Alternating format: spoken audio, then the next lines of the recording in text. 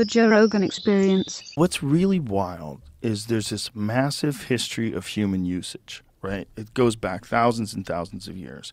And then in the 1930s, they decide to do this propaganda campaign against weed. And they do Reefer Madness. Reefer Madness, yeah. And all these fucking movies that show people smoking pot and going crazy and losing their fucking minds and just lets you know, this is going to take hold of your children. So they turned this thing that everybody had always used into this new drug.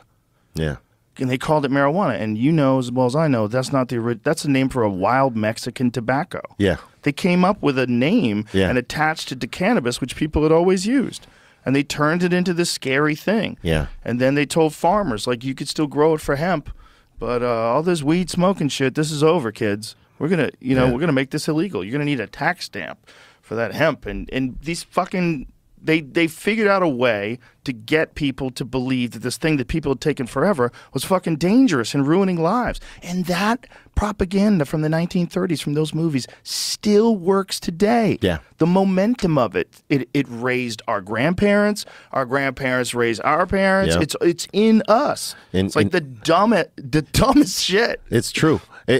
Fortunately, it stopped at our parents. Like a lot of people got open after that and actually turned their parents on, because like when you go into dispensaries now, you see cats our age, right?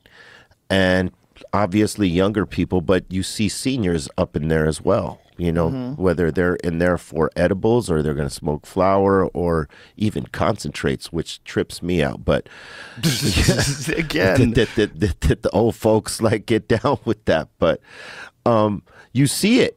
And fortunately, that's because there's a lot of information out there now that, like if you're not sure about that propaganda that you grew up to, you can always now do your own diligence and do your own homework and find other articles based on cannabis that will tell you positive things. And this is things they've never realized or thought of or heard before, and it opens up their world. Now, it's not enough of them, because I think if it was, if it was common knowledge amongst everybody that this is a healing plant and aside from casual use, it can benefit people, more people would embrace it.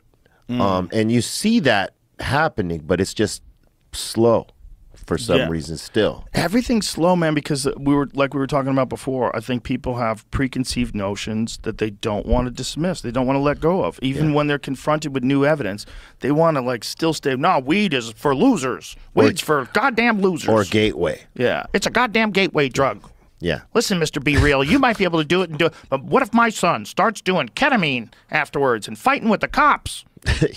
Kicking out back windows. Kicking out back windows barefoot. Like Kenny Loggins. Footloose.